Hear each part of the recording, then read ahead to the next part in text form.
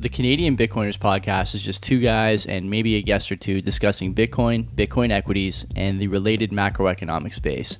It's not meant to be financial advice, so please, if you're doing any investing after listening to our program, do your own research, do your own due diligence, and understand that any money you invest can be lost. The show is meant for entertainment purposes only, and we hope you enjoy the program. Nice. Way to get that in there. Okay, where do you want to start for notable stories here? I'm sure there's a lot of notable stories. Fuck. There's tons, man. Okay. We'll start off with the UK because we mentioned. Oh my God. And I'm not talking about what's going on in that food bank over there. I don't want to. That's an old video. That's an old video. Oh, is it? I didn't even know. Yeah. I don't even want to. That's so. I have recent information what's going on over here. So number one. So officials over in the UK have been tallying up statistics. Oh, good. And they indicate something that's very telling, Joey. This is fucking great stuff.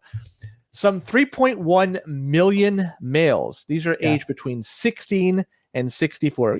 Most almost pretty much everybody. Yeah. But this is just the males. The males. So, they are 3.1 million, by the way, are either they're out of the workforce by choice. That is, they don't have a skill set to work or are physically unable to work, or they simply lack the desire and they choose not to work. 3.1 million males between 16 and 64 are not working by choice. Okay. So that to put this in context, that's around 5% of the overall population. So it's a decent number, or even 10% of the working population. Not measured in the unemployment numbers, I would guess, right? I don't know how they capture. Here, you're only unemployed if you wish you weren't. Basically, is how that works, right? I'm pretty sure. If you're trying to get a job, you're on the unemployment. And they just move you to a different category. And going back, this number it's not like this number has just risen so high, but it's been sizable for a long time, even before some virus came into existence. Estimates show that this number was 2.5 million before 2020. So there's a large segment of the male population in the UK that they don't work. But there was a sizable jump in 2020. But still, the number was, it's been pretty high for a long time. But strangely enough, the women have not been impacted. It's been steady for 30 years. If you look at the number of women that are in the same category, they're not going up. So even what happened in 2020, it doesn't impact them. They have the same desire or to go work rather than they're crushing it. They're crushing it. So good for them. But can anybody look at this and you say 5% of the overall population does not want to work? How could this end well, right? This puts more added pressure on the people that are working because their tax dollars have to be stretched further to accommodate everybody. And the country needs to operate unless they continue to go to net, which they do, but that's another topic. But it makes me wonder what's going to happen. Is it going to be a GBI, UBI, something else? I don't know. But man, this is trending in the wrong direction, and it just gets worse and worse. Pretty wild that, what? Listen, I keep on hearing that birth rates are too low, men are sexless. Have you considered getting a job, sir? Have you considered looking for work, going to the gym, making your bed, as a wise man once said, getting that first early win in the day? I don't know. What are you supposed to say about a story like this? How do you, I can't imagine not getting up and having in your head right away, this is probably not good for my mental health. I don't know. But, I wake up in the morning and the first thing I do is think okay, what tasks do I have to do before I go to the gym? Everything I do is a list of tasks. Here's a task I need to do, another task, another task, another task. There's no breaks, right? But the thing is, once you start rolling downhill and complete all these tasks, the next one is just never too great. You get up, you do stuff around the house, you make your breakfast, hit the weights, come home, get in the shower, head to work, come home, put the stream up, whatever, right? You're doing stuff all day long and there's just one thing after another. And you take a little bit of pride in the way you feel and what you do. And it helps grow your sort of, it helps grow your view of yourself a little bit. It helps inflate your ego. And you need that ego inflation if you're being honest with yourself, friends and enemies. You need that ego inflation to, find a partner sometimes. And I hear stories, like I said, about birth rates and whatnot, and I just think it's not all related to whatever microplastics in your balls or whatever the story is these days. It's also that people just don't have the drive. They just are like, I'd rather play video games, pacify myself with weed gummies, government issued booze or whatever, and throw on the Xbox for 5-6 hours. No, the women are the one that are picking up the slack, it seems. Yeah, it seems, but they're certainly not with these fellas, are they? I think these are two separate groups. My guess is that they're not. I mean, ladies, if you're with a guy like this, might be time to find yourself a Bitcoiner, Or an Ethereum head, given if they're going to be going ahead with a ETF. Don't go with that fucking guy. Anyways, sticking with the UK, another story that's going on. Sky News, they're reporting that the government is advising citizens to stock up at least 3 days worth of drinking water and tinned food. And this is a measure that the UK government is pushing out to make the population more resilient to threats. And they say it's a good idea to have several days or longer of reserves. And I even go on, I'll even say this, especially this is very true if you live in an urban area where you can't grow or hunt your own food. So that makes sense to do this. But the narrative makes me wonder if something is imminent. The fact that they're telling people they should be doing this. I'm guessing they're scared. Maybe those millions of people that are not working, they're going to cosplay as zombies and they got to fucking do something. I don't know what the fuck's going to happen. But either way, if you're interested in this new initiative, you can check out the website, prepare.campaign.gov.uk. Time to go there right now. Check it out, Joey, because it does mention. So that, to me, like they're saying, save up some water, some food, be ready for something coming. I really don't know, but I don't know. Maybe we should talk to the people at the food bank that's serving the food. Maybe they know. Let's see what's on this website here. How would you prepare for an emergencies? Flooding, fires, and power cuts can affect us all. Yeah, no beef there. Be informed about hazards. I don't know. Is Britain like prone to flooding? I've not seen any Britain is flooded stories in the last 10 years, I don't think. They had unprecedented rain. Was it? But were they flooded? Like it's so much. The picture on the website, Len. Have you seen the picture on the website? Like I've been on the website. Shit is underwater. Like people would be snorkeling around if this happened in Britain. Does it happen like that in Britain? Like why are they doing this? It's weird, right? Like why bring this up? That's a weird. I don't know. The fact that they're doing this makes me wonder that they know something's going to happen. But anyways, let's keep moving on because there's cheap gas that's flowing in the United States because the Biden administration, they announced that they started the Memorial Day weekend, and that's the start of driving season, right? Yeah. So in order for people to take advantage of cheap gas, they're going to do whatever they can to reduce the cost at the pumps. So a decision was made, and they're going to start the sale of 1 million barrels of gasoline from the Northeast Gasoline Supply Reserve. Of note, this is an election year, so I'm not sure if these two things are correlated, but either way, they're doing the sale. And the sale of gas will be in 100,000 barrel tranches at a time. So they're not going to release the whole 1 million at one shot. It's going to be 100,000 barrels at a time. They say the timetable will help ensure that the gas ends up at cheaper the pump. Going toward the election. They probably didn't say that, did they? No, they said before July 1st. July 4th. Sorry, July 4th. So for the 4th of July, they want to have it cheaper. Now, there's a couple of things I got to say. Right now, gas nationwide is $3.60. I guess in California, it's over $5. In other areas, it's cheaper, but nationwide, the average is $3.60. If you ask me, that's pretty decent considering the price of everything else that's gone up. And there's an analysis that from Gas Buddy. His name is Patrick DeHaan, and he says that if you think that this release of 1 million barrels of gas is going to make a difference, you got to be skeptical at that, because he says this is going to have little impact on the price nationally. The million barrel reserve will only amount to 2.7 hours of total U.S. consumption. So 1 million. Barrels, 1 million barrels of gas will only amount to 2.7 hours of total U.S. consumption. Get your Tesla. So it makes me wonder, like, yeah, this is probably not going to make much of a fucking difference in the end. Well, maybe I could be wrong, but they must be doing this all the time. If this is, this is not just crude. This is they've processed this to make it gasoline, and you can't leave gas for a long period of time; it goes stale. So they must constantly be selling it and refilling it to ensure that the supply they have is fresh gas.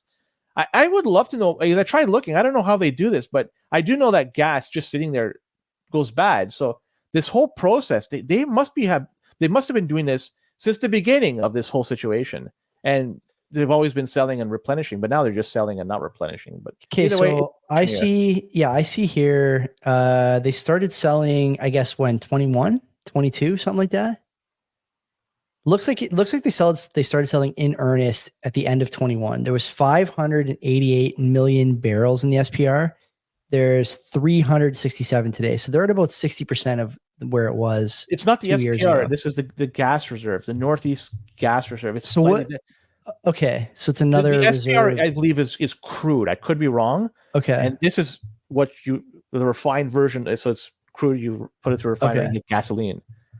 So these guys are willing to part with, like, basically wartime. We've talked about this before. Like, you need a wartime energy stock, and they just are parting with it to make holiday driving more bearable. Like, I don't. It's hard for me to understand that. Honestly, it's really hard for me to understand that. I just don't get it. I understand that people are hard up. I understand that people are, and the other thing, Len, that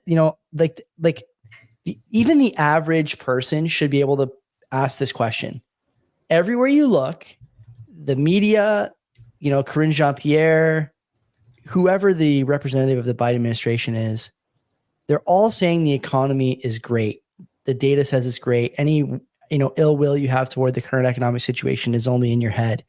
And yet they have to release, at the same time the economy is booming and outstanding, and any pain you're feeling is your own fault, they have to release the most important strategic fuel reserve to make holiday driving more affordable. These things don't jive, do they? How are people not asking this question? Like, where's Ducey at the press in the press room there asking this question? Like, if things are as good as you say, why do you have to do this? It's an obvious question that most people should be able to put together, but they just can't, right? Like, figure it out, man. This is God. Sometimes when I hear stories about how, like, Americans, Canadians, Europeans, whatever, are like the least literate they've ever been, least capable of critical thinking, least able to understand and piece together like multiple parts of a story or multiple parts of a narrative. God, it just is really convenient that they can't fucking do it when all you need to do is be able to put this quick 2 and 2 together to ask this question and realize that maybe not everything is as rosy as you're being told, right? And to me, it's like insane that they're not doing this in the press room, but the media is bought and paid for over there. It's ridiculous, no matter how you slice it. They have their overlords. They have to make sure that they're happy, right? For sure. All right, independent RFK Jr. He's trying to win over, I think, the Wall Street Bets crowd. The apes together strong. This guy's nuts. It's his brainworm, right? Is it the brainworm? Oh, that's the problem. It's gotta be, because he's announced that he's purchased around $24,000 worth of GameStop shares. Is it GameStonk? GameStop. Yeah, it's GameStonk shares. That's what he ended up buying, $24,000 worth. And he's doing this to lend his support to what he calls the retail rebellion. And he's playing into what he calls to enact aggressive Wall Street reforms. That's what he's trying to achieve if he ever becomes president. And I get what he's trying to do, right? Like what he's trying to support, and raising awareness about the shenanigans that go on in Wall Street. I get it, right? Retail investors or traders, they get fucked over in the end. But I cannot help but think this reeks of desperation. And I'm talking about RFK Jr.'s decision here, and it's not me trying to try it like a feeble dunk on RFK Jr. It's just, I'm calling it what it is. Remember when he was at the Bitcoin and Name Only conference last year, and the very next day or 2 days after, I was poking holes in his argument, in his statement. People were out there saying it was an iconic statement, and people were all, but like right away, I fucking poked holes, and I still will poke holes in his argument. Oh, don't slam the desk. Don't slam the desk. I will do it until my hand turns blue. And so, but back to the GameStop stuff. he's trying to reach out, it looks like, and attract a significant or a small segment of the population that are probably disgruntled with the whole system. And likely they probably won't cast their vote. So this maybe, in terms of trying to get those people on board, I get it. But the question I have is, why hasn't he been vocal up to this point, right? It's retail trading being fucked over. It's not like it just happened this year. This GameStop happened. They fucking made a movie out of this 3 years ago. What is he to talk about it? So, like, granted, I don't follow his campaign. Maybe he has been talking about this all this time. But you know what? If he hasn't, I'm calling bullshit here. And he's just, following the latest thing that he finds on X or on Reddit. Follow that, and I'm gonna try to get some support as a result. But you know what? I don't buy it. It's fucking desperation in my opinion. But we'll see what happens. It's too bad because I really wanted us to get the first TRT president. Would have been great to have this guy just doing shirtless, bench press reps in the White House. All the stuff you said is great, but ultimately it doesn't matter. Okay. No one cares about anything you just said. The most important piece of this storyline is how cringe the poster is. Let's have a look. People on video are going to enjoy this. Let's just take a look here at what we see. What are the elements of greatness? We have apes together strong in the Planet of the Apes font. Okay. Cringe. You think that's bad though? Let's zoom in here. Kennedy with the bald eagle, the American bird. But Len, what about what's going on in the background? Is that an ape with a bald eagle perched? This is one of the greatest posters of all time. Wait, zoom in. Is he wearing a armband or something? That ape? Like, what is that? You sure? Yeah. Is that signifying something, or does it say something? I don't know. I think this has to be like a Planet of the Apes clip ripoff or something. Like, where else are you going to get a picture like that? That ape looks strangely man-like too, like he's got like a sort of human glare. I think Dr. Zayas. I don't know who approved this, but like this is like a fucking, mushroom fever dream. Basically, like if you go to the Joshua tree and blast, what is that thing everybody takes ayahuasca. You go on an ayahuasca journey. Like this is what you see right before you come back to reality. Like RFK, an eagle and a monkey holding an eagle. They're talking to you about the apes and like, holy fuck. I got to get a copy of this and put it up in the podcast studio. I need it. There's never been a better poster than that. There's never been. That's one of the best things I've ever seen. Can you top that? Can anybody top that? No one's even talking about it. They're talking about how cringe the text is. Apes together strong, like his tweet. Who cares about the tweet? Look at the graphic. That's one of the best things I've ever seen, man. We got to get. You think he's going to get a decent amount of the vote? Because the last third-party candidate that made a dent was Ross Perot. 9%, right? I think. Sorry? Was it 9% Perot? Was it? That's but that's damn good for a third-party candidate. Yeah. Do you think that he'll be able to replicate that same type of success or even exceed that? No, I don't think so. I think he's very controversial. I think the other problem is that this is like pure sort of conjecture, speculation on my part, but my vibe is that the people who will come out to vote for RFK wouldn't have voted for a Republican or Democrat otherwise. And so it's not really going to affect the outcome of the election. I do think that if it did, it would be negative for Trump. No one's choosing between like Biden and RFK. I don't think they're choosing between Trump and RFK, if I had to guess. Which is funny because he was originally running. He was trying to. Yeah. But, given his, his heritage, like his family, makes sense. But it's just funny that wow. Let's move on, because electric cars. It's a good topic. It's a good story I want to bring up, and we've talked about this many, many times on the show. I mean, not in depth. We've mentioned it many times. With respect to electric cars, the taxes that are collected from gas and diesel, right? That is used primarily to improve or keep up the roads.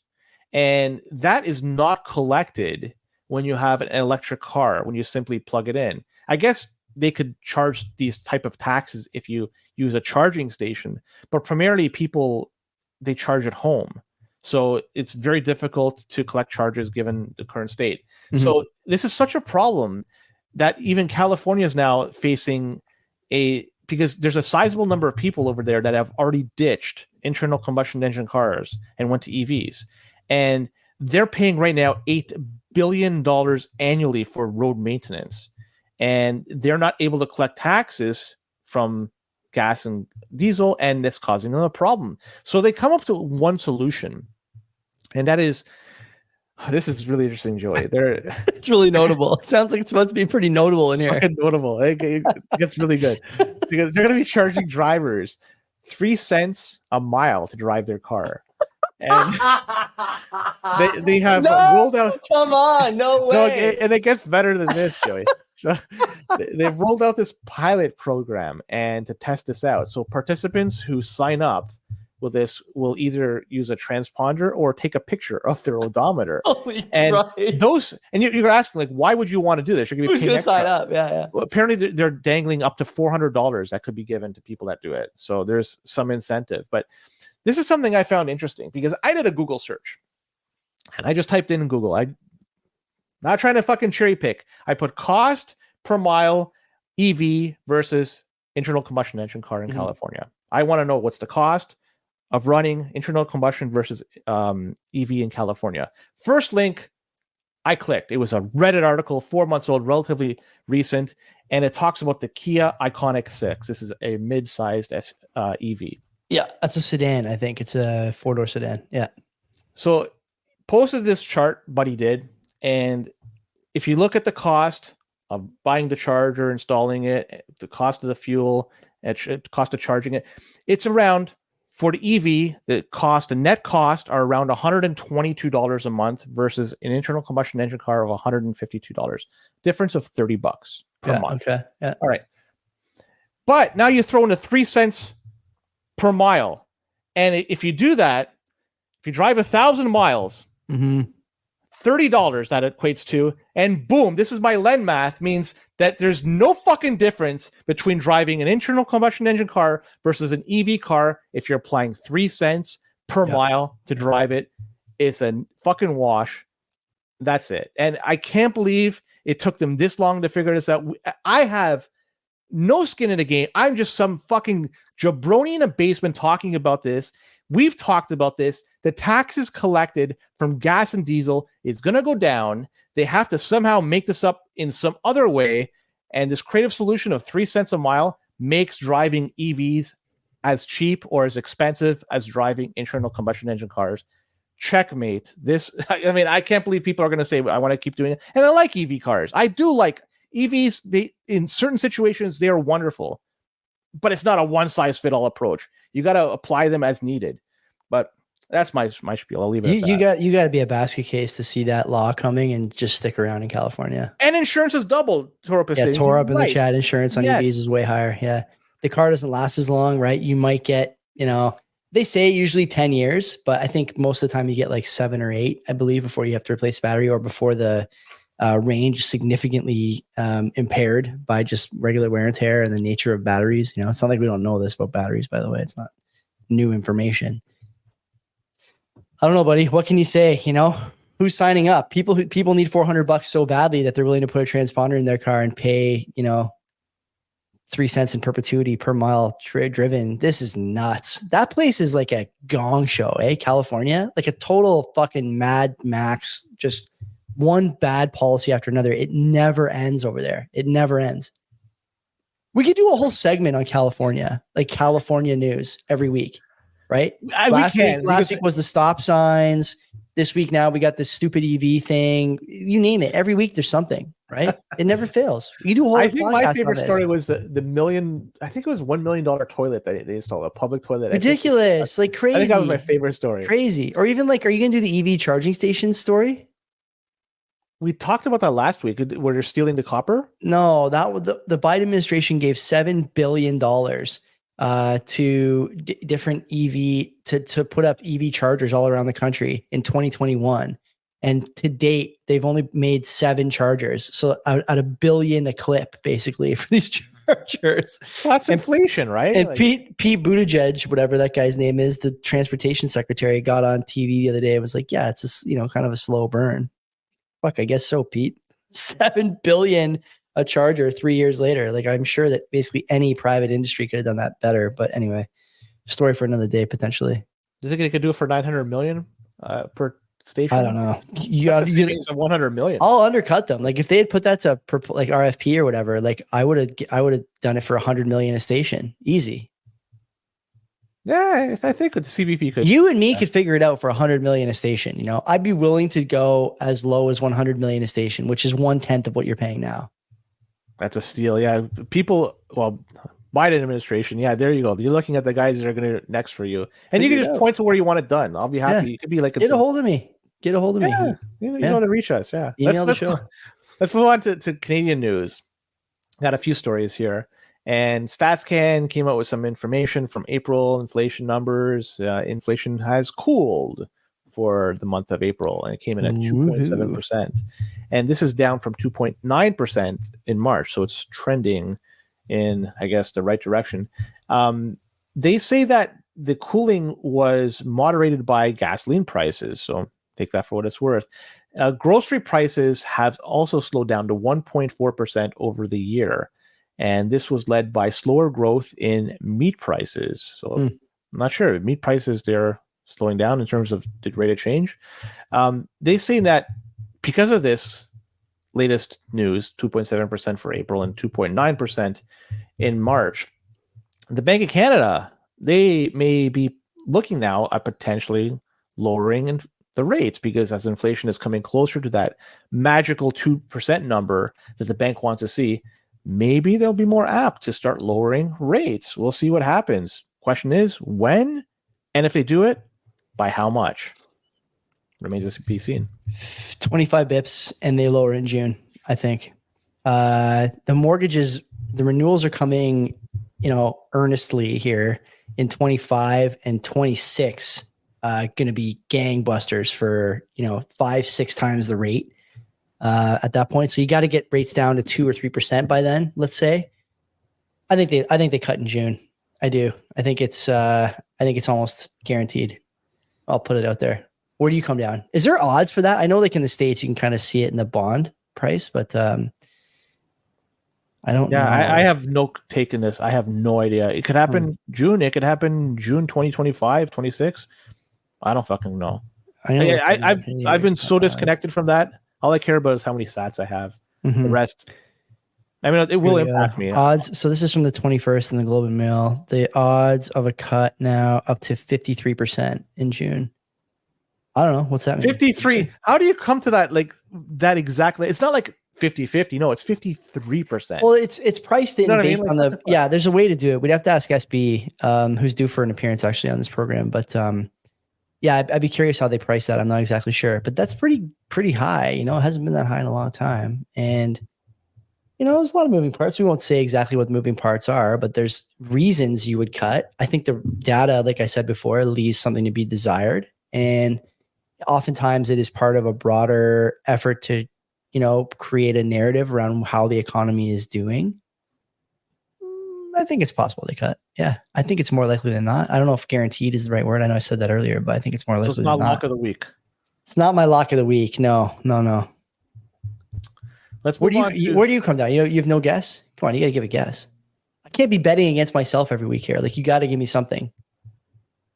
51%, 49%. What do you think? I'll say, I'm just throwing a dart on the board here, like predicting the weather. I'll say they're not going to do it in June. They'll do it sometime after. Whenever is the next one after? I think it's in August. Yeah, I think it's in August. I'll say this particular one in August, but I'm throwing a dart here, so I have no fucking clue. It's all good, buddy.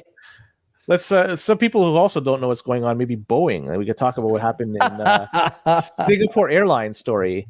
And I know I'm bringing this up because of a CBC story. I got some interesting information here.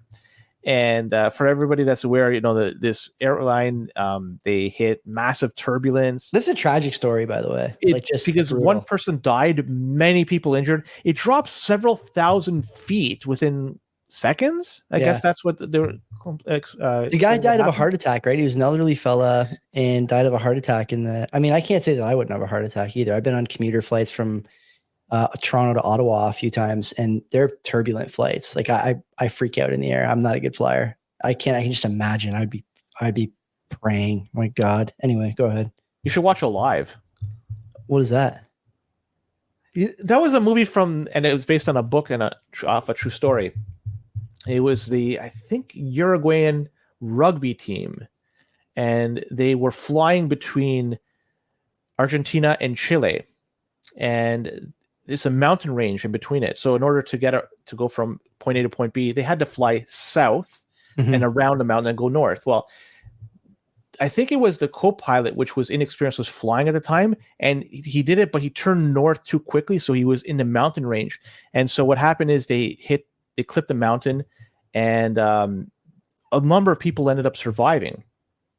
And so what they did, they were stuck at a very high altitude, cold weather, and they made do with what they can. There was cannibalism in order for them to, because they had very little supplies. So Excuse me? This is a movie you are recommending to me? Sorry? Think about it. So, yeah, man, if you're a bad flyer, this would be awesome to check it out. But so they resulted to cannibalism. And in the end, some people were saved because they went in on this trek to over the mountains. A few of the people were able to just to get away from the people eating them. Yeah. No, they went there and it got help to come back. Oh, okay. Great. Interesting. So it was like a month or 2 month ordeal or something that they were gone for like quite a while. So I got to be honest with you, Len. This is not on my list here. I don't think alive, man. It was yeah, man. And even the Simpsons made fun of it. I'll send you the clip on that. It was pretty funny. But I don't want to. It wasn't a funny story. Anyways, Singapore Airlines. Yeah. One person died, many people injured. CBC is trying to get to the bottom of this. Like, what happened? What's causing all this? Shit like that. And they say that, this is for the article they penned, climate change is making turbulence worse. And they say, although deaths are still rare, experts say that the turbulence, it's all a result, or could be a result of climate change. And to better understand this trend, the last turbulence death in a commercial flight was in 2009, and then before that was 1997. So doing the math, 97 to 2009, 12 years, 2009 to this year, 15 years. So you look at the chart, I mean, if I'm drawing a graph, it's getting better, right? Like there's less people dying due to turbulence over the past 30 years almost. So it's just interesting because they even post these graphs. This is from Yahoo News. They're even saying that 2024 had fewer air incidences, few air accidents than the average year. So they're trying to pen that, even with all this Boeing stuff that's going on, that it's still it's safer to fly. So you have this one argument that the people that they're working on over there at Boeing, they're doing a wonderful job and there's fewer air accidents. And you have this other side saying that these fucking air accidents are caused by turbulence from climate change. You can't have it both ways. It's either things are going bad and turbulence is getting worse and people are getting hurt. It's because of climate change, or it's the opposite. Things are getting better. There's less accidents in the air as a result of just everything being better. I don't know. So you have the Boeing people saying we're doing a good job, and you have the climate change people saying that this is causing all this bullshit. It's funny to see that they're opposite ends of the spectrum. But anyways, in the grand scheme of things, US, they're saying, is having a more or less a normal year with respect to air incidences. That's it. Even with all this stuff with Boeing, it's still like, I think it may be somewhat blown out of proportion, but so the only one that's died in the past 15 years as a result of. So Boeing's not having a good quarter, really, right? Like Pete Buttigieg also on TV, going back to Mayor Pete there, talking about how climate change is causing turbulence. I don't know what to say. You got tore up in the chat saying it's, the plans from the 70s. Boeing obviously under some pressure because of DEI, hiring and staffing. Then there's videos of staff at airports just chucking shit around as far as luggage. That's been like that for a long time. That's not a recent phenomenon. I know. But the thing is, like, when it becomes more common than not, or when it crosses some threshold, when carelessness and lack of pride hits some threshold, you get deaths. And this, one of our friends, I won't say who, is basically of the opinion that, like, there's a time coming here where it's going to just be too dangerous to fly. Like it's going to be, it's still going to be a very small percentage chance something goes wrong, but it's just not going to be a chance you're willing to take. Right. And it's weird. Like the thing that we've talked about before, and, I've heard this other places too, and it's a touchy subject, but we have to at least consider it.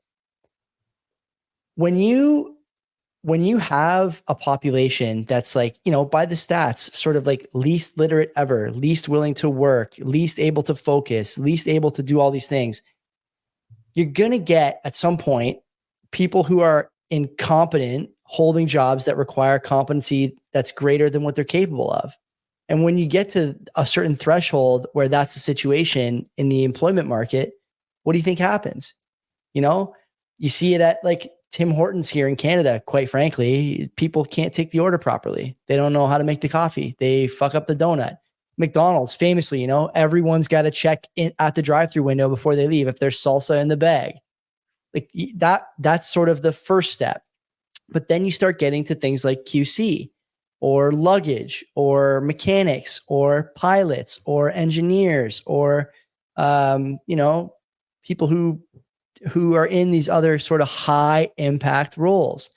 It's not to say they're incompetent. They're more competent than average, but it requires greater than more competent than average to be part of a system that's that complex. And when you have too many people who are not up to snuff, you get bad results. Burning the coffee is one thing. Flying a plane is another. There's no room for error.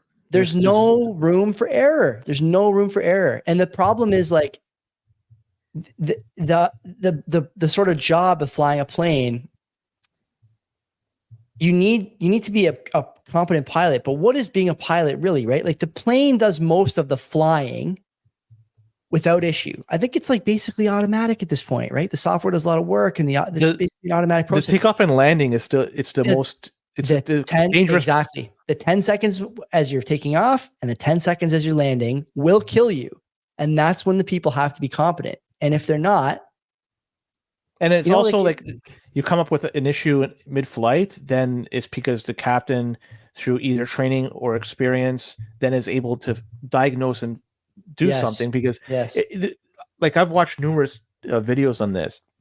Great channel called the Flight Channel. I would recommend that on YouTube, and it talks about airline disasters, and sometimes they have real audio and stuff. So I would check it out, and you can understand what I'm saying here is that having a good pilot that knows his stuff, has a lot of hours experience with that particular plane, when something comes up, when the light shows up or some instrument goes offline, he's able to quickly figure it out and work around it and land a plane correctly, safely, with no injuries. Yeah. So it's more than just the 90% is being done. There's a lot, the pilot, co-pilot, and navigator. There's a lot that's there. And also on top of that, I just want to say that the planes, think about how many flights are done every day. You go to Pearson International Airport. It's like a fucking parking lot in the sky. These things are coming. These things happen without incident. These planes are over-engineered, where if something happens, there's a backup system, another backup system. It just, that's the way they are, and it makes sense where they are. It's incredible that there's very few incidences. That's why they go through all these checks, pre-flight checks, and everything is inspected beforehand. It's a marvel that we're able to fly in the air and not go through all these incidences often. It's amazing, but it's still the best way to travel. By far, the safest way to travel. It's for sure the safest. Yeah, agreed. Paulie's flying on a Boeing next week. Good luck. He'll buddy. be fine. If I don't see you in the chat, it's been a slice. Yep. No, he'll be fine. And the odds are with you. The odds are fucking with. Like driving a car is far worse. Far worse. Oh, for sure. Yeah. Fuck. Well, I guess we'll do one last story. Car theft in Canada. And Canada has launched a national action plan to combat the car theft problem, because if you look at year over year, Quebec, theft for cars rose 50% year over year. Ontario is up almost 35%. But if you even go looking at GTA alone, year over year, up 104%. That's a lot of fucking cars being stolen. So the Attorney General of Canada came out and said they're going to be looking to add new offenses that are going to be targeting auto theft that is linked to violence and organized crimes.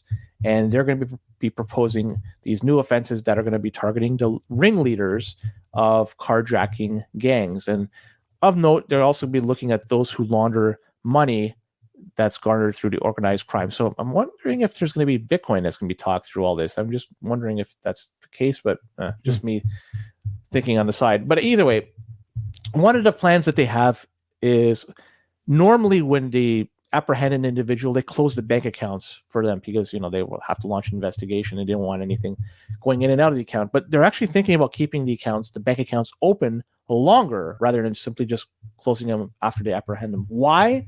Is that way, if there's any transactions after, they could track and trace where the money is going to and from. And maybe that could be the root of the problem, and they could try apprehending those people. So yeah, they're looking at creative ways to find the root of the problem and to try to figure out what's going on, and maybe they could get this car theft problem under control. But we'll see. They know the issues there. They're working on it. But until then, I suggest drive a beater. That's the only way to go.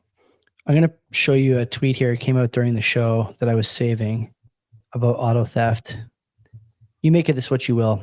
For the people on audio, report, Peel Regional Police recover stolen vehicles and lay charges in major auto theft case valued at $33.2 million. More than half of the suspects were already on release for auto theft charges. I'm not going to say anything about the picture on the screen, but if you're on video, you look at that. Why are the 5 guys they're not showing any picture? No idea. But Len, like, one of the youth, I can see why, but I don't know what we're talking about here. Like, these guys are out on bail, and again, like, I'm just not going to say anything about what's on the screen right now, except that it is worth looking at the tweet. It's on the 6Buzz TV Twitter feed, 6ix Buzz TV, all one word. You make of this what you will, okay? But when people talk about some of the problems in the country, this is like a pretty nice snapshot of what they're talking about. Pretty nice snapshot. That's all I'll say. That's it, Joey. Yeah, that's all I have to say. I guess that's all you have to say. I think we're done. Great show. Episode. Great show today. Yep. Well done. Looking forward to your interview on Wednesday. The rest of you guys, thank you for coming as always. We appreciate your time, your support, all that good stuff. And until we talk to you next, take care of yourselves. And don't be a cock.